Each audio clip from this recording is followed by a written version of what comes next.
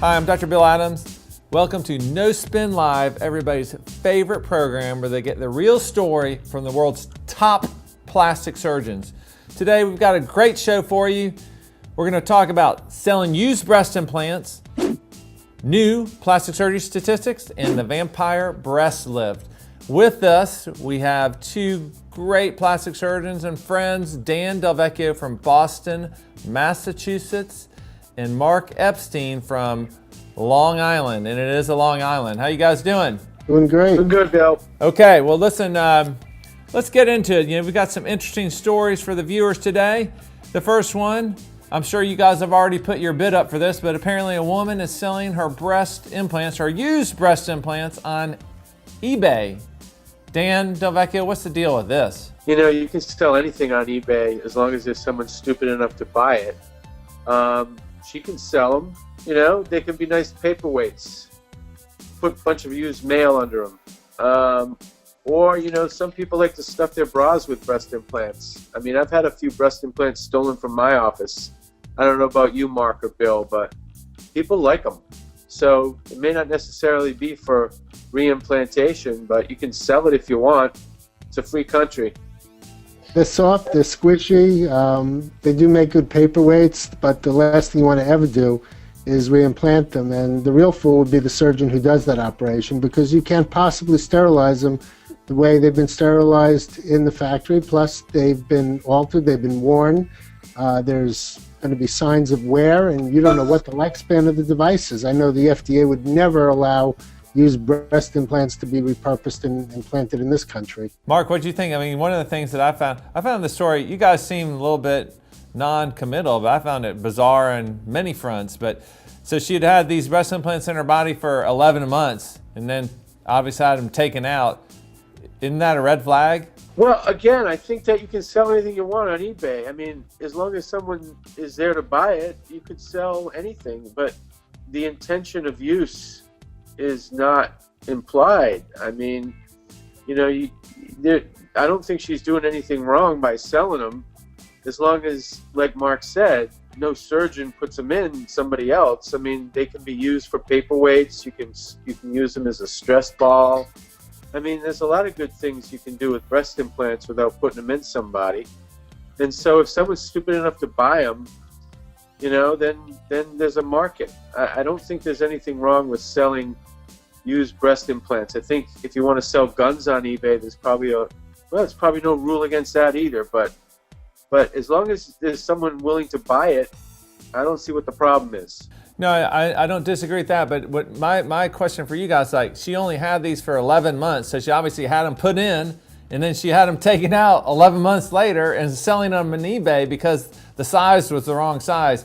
And that's usually we like to put them in and like leave them in for a little longer period of time. Correct, Mark? Yeah, I mean, the whole thing is highly unusual. First of all, a woman who gets implants, it's extremely rare. I've only seen a couple people in my career that I've augmented who've had them removed in the next few years.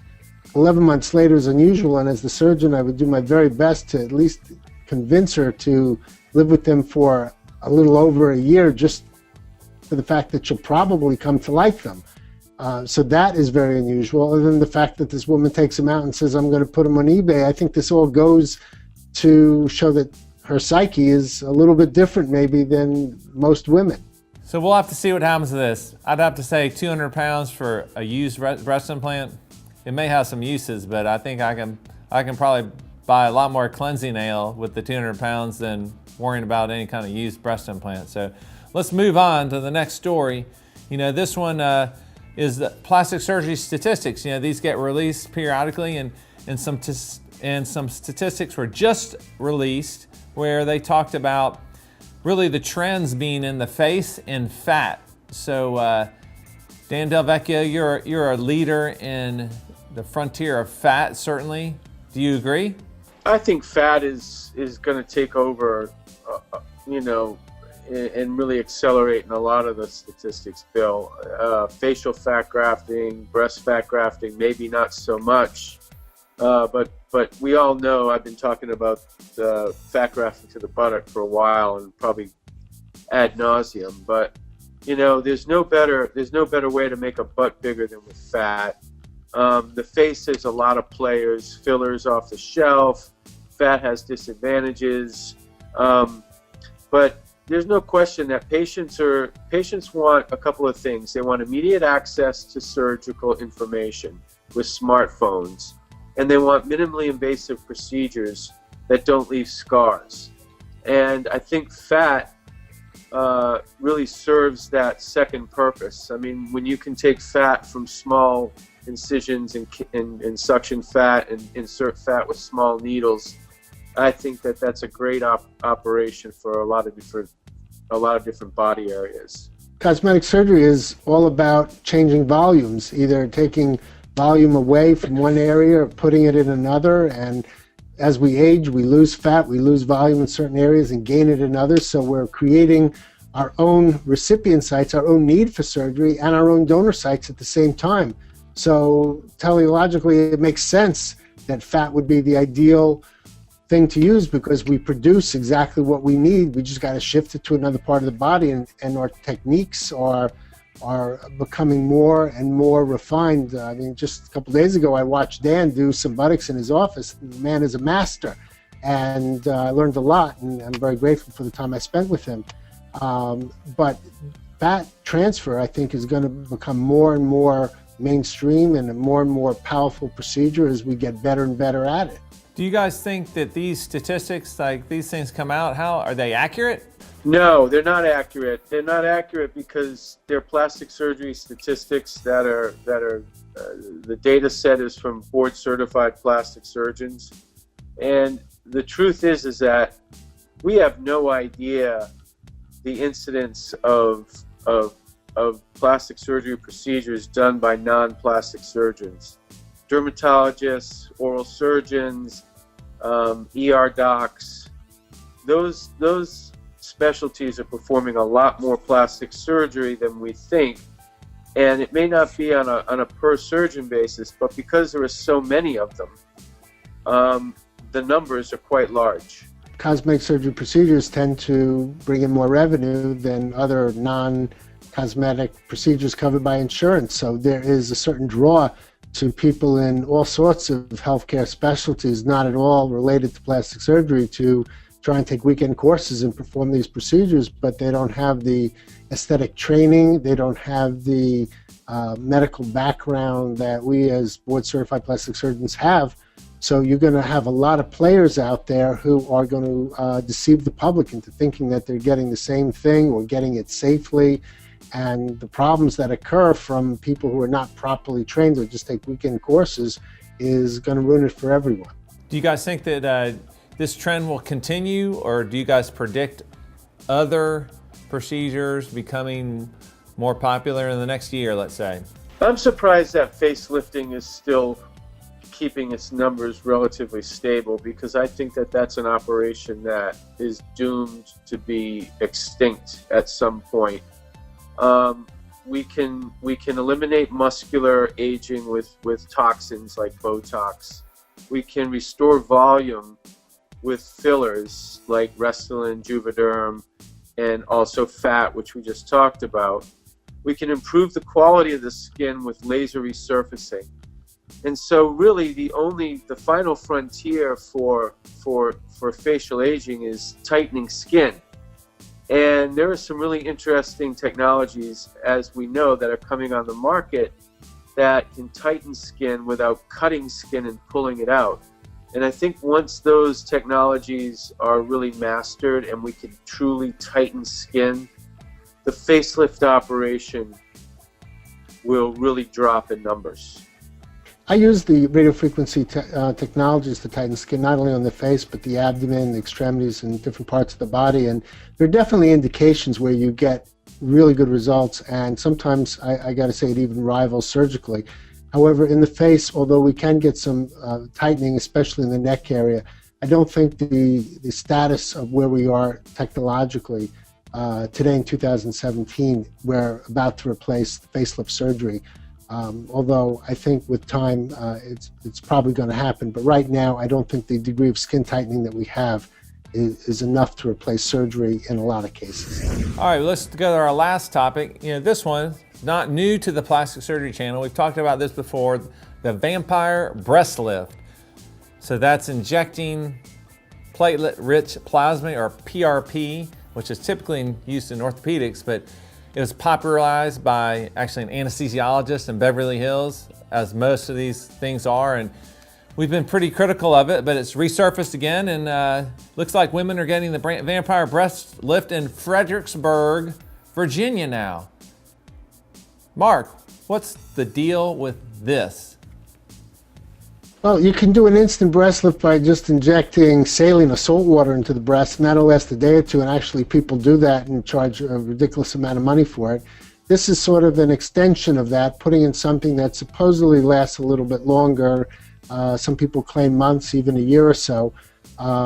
It seems, and I say seems, safe enough, but I think it's a lot of money to spend for something that, for not much more, there are better options that give a better long-term result. But Mark, I mean, so you typically you're injecting fillers, right? You may, if it's a face, you put 2, 3, 4 cc's. If it's a lot, if you're looking at a body part or a breast, I mean, we're talking about, what are you going to inject, a gallon of PRP in somebody's breast? I mean, is even 10, 20 cc's, is that going to really give them a breast lift?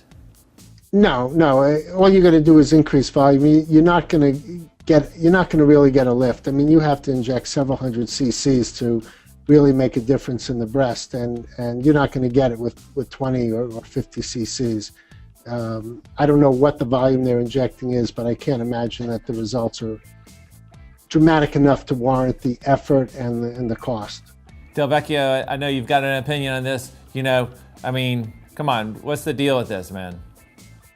I've watched a lot of those vampire shows, Bill. I think vampires have really nice looking breasts, so I'm all for the vampire breast. I just don't know if I'm all for the vampire breast lift. Here's the deal. PRP, it's been around for 30 years. There's no good scientific evidence that PRP does anything, okay? Anything, except take some blood from you. In order to get 9 cc's of platelet-rich plasma, you've got to draw about 100 cc's of someone's blood. It hasn't been proven to do anything for fat grafting. It hasn't been proven to do anything for facial rejuvenation. It's certainly not going to lift anyone's breasts. This is just crazy, another crazy operation. And I think that anyone listening to this should just stay away from it. I do think, though, that, as I said earlier, with regards to the face, we are going to get to the point someday, and it's probably going to be in the next 5 to 10 years, where we can tighten skin without cutting. And when we can get to that point, I think the breast as well as the face is going to undergo a sea change in the way we treat droopiness, ptosis, droopy face, droopy chin, droopy cheeks, droopy breasts. We're not there yet, but I think that the real gem here is the non-surgical skin tightening techniques. It ain't platelet-rich plasma, Bill. They are being applied to the breast, and there are some, I've seen some results, not my own, but some other people's, where you're getting some very modest lifts, but for women who absolutely don't want any surgery, and getting a mild lift may be enough to make them happy. But I agree with you, Dan. I think as the techniques become more powerful and we have greater control of getting much more tissue contraction than we currently are able to, it's going to become one of the most powerful tools that we're going to have in plastic surgery. So, the other thing about this story is the vampire breast lift. I think I have to totally agree, completely bogus. But it's probably even more bogus is being injected by a physical medicine and rehabilitation doctor. I always tell the residents when we're teaching them, look, I mean, if you don't have any clue of how the surgical procedure needs to go to correct whatever it is, if you need to do a breast lift, we can do a surgical procedure. You need to understand some anatomy, how that works, wound healing in order to get a surgical result. So how in the world are you going to be able to do that in just injecting it if you have no idea how to rejuvenate a breast? I mean, just that gets into a bigger discussion, but don't you guys think that's a little bit odd to have a PM&R doc doing? Not at all. You take a weekend course. They all do it. You take a weekend course, you go Friday, and by Sunday you're an expert, and you start doing surgeries and procedures. That's the way it works for these people. Yeah, I've seen those courses, and actually, Del Vecchio, they spend 80% of the time telling the patrons how to market the procedure, which is obviously the most important thing, right? Well, this is just like the woman who sold her breast implants, isn't it? There's someone who's got the balls to sell breast implants, and out there's someone who's willing to buy them. And, part of this is fueled by the internet because there's easier access. You can become instantly known to customers on the internet, whereas 20 years ago it was word of mouth. So ER docs and family practitioners, they didn't have the same type of access to the public. But here we do have access to the public with websites, Instagram, whatever.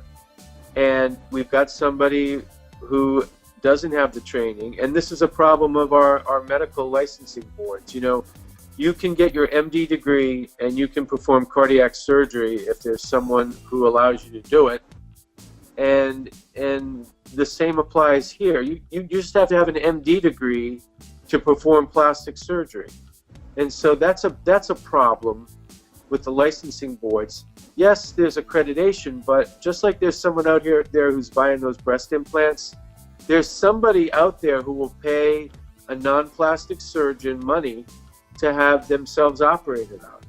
And so this is a problem of stupidity and gall. I think those are all great comments.